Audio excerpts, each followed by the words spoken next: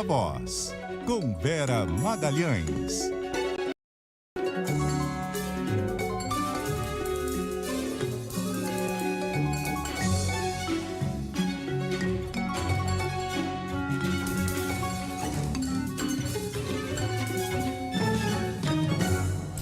E aí, Vera?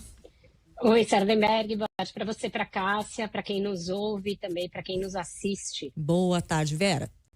Bom, na sequência de entrevistas que a CBN, Globo e Valor Econômico estão fazendo com candidatos a prefeitos de principais cidades, nós fizemos uma semana com os candidatos de Belo Horizonte, outra semana candidatos do Rio de Janeiro, e nós estamos agora na semana dos candidatos de São Paulo. E hoje foi a vez de Tabata Amaral. Vera participou da entrevista e vai nos falar sobre sua avaliação. Vera. Pois é, Sardenberg, uma coisa especificamente me chamou a atenção na entrevista da deputada Tabata Amaral, né? Ela faz aquela pregação dela pelo voto que ela considera no melhor, que as pessoas não têm que votar no menos pior, que não é hora de voto útil e que as pessoas só vão decidir no dia da eleição, que então se ela está tendo coragem de enfrentar os demais candidatos, ela pede coragem ao eleitor para fazer um voto ousado, sem levar em conta as pregações de voto útil, mas eu insisti num ponto e eu já fiz logo o head, dizendo que eu sei que ela odeia falar disso, de o que ela faria num eventual segundo turno em que ela não esteja, uma vez que as pesquisas a mostram bem atrás ali. E ela, surpreendentemente, avançou um pouco em relação ao que ela sempre faz, porque a postura dela diante dessa pergunta é sempre a de não cogitar sequer a possibilidade de não ir ao segundo turno, mas acho que há 17 dias da eleição, ela entendeu que talvez precisasse se posicionar a esse respeito e o fez. Ela disse que, diante de tudo que está acontecendo, que ela considera aí as insuficiências de cada um dos candidatos, inclusive dificuldade de deixar de ter uma posição sectária e o fato de que eles não apresentam propostas para o que ela acha que é mais relevante da cidade, pela campanha eivada de ataques, ela não teria como estar no palanque de nenhum deles no segundo turno. E isso chama atenção, porque o PSB, partido dela, é o partido do vice-presidente da República, Geraldo Alckmin, é um partido que tem ministérios, no plural, no governo Lula, e todo mundo imaginaria que no segundo turno em que estivesse o Guilherme Boulos contra o Ricardo Nunes e contra o Pablo Marçal, ela se posicionaria a favor do Boulos. Mas hoje na entrevista, inclusive, ela fez várias críticas ao que ela chamou de sectarismo do candidato do PSOL, fez uma comparação entre a produção dele como deputado e a dela, dizendo que ele só aprovou 2 projetos contra 20 que ela aprovou nos seus 2 mandatos, lembrando que o deputado Guilherme Boulos está no primeiro mandato, então isso já torna a comparação um pouco desbalanceada.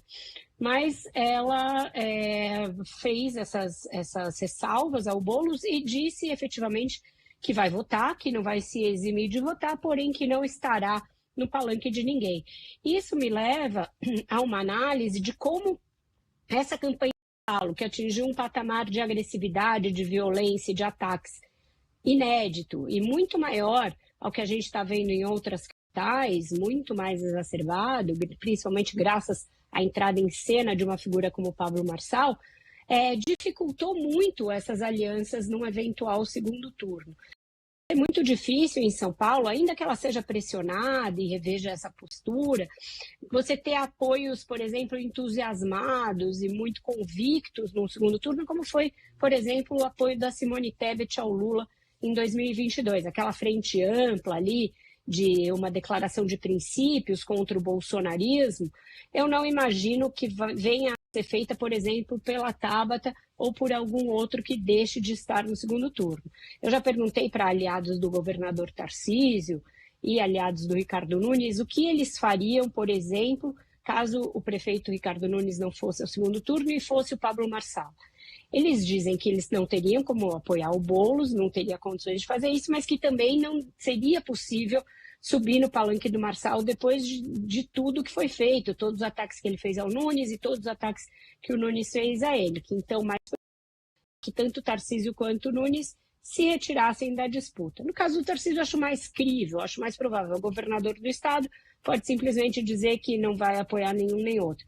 No caso do Nunes, eu acredito que haveria muita pressão também para que ele apoiasse o candidato da direita, ainda mais porque muitos eleitores do Jair Bolsonaro já dizem nas pesquisas que vão votar no Pablo Marçal desde o primeiro turno. Então, uma campanha muito lenta, de implosão de pontos em vez de construção de pontos. A gente não vê candidato gesto na direção do outro para buscar um apoio nesse eventual segundo turno, e eu acho que vai ser isso, cada um por si, e um segundo turno ali em que não vai haver frente ampla como houve em 2022. Aliás, obrigado, Vera, pelo seu comentário e até mais tarde no Viva Voz e até amanhã aqui no CBN Brasil. Até amanhã, sabatinas continuam na semana que vem, tem Pablo Marçal na segunda e Guilherme Boulos na terça. É isso aí. Até mais, Vera. Até Tchau, mais. cara.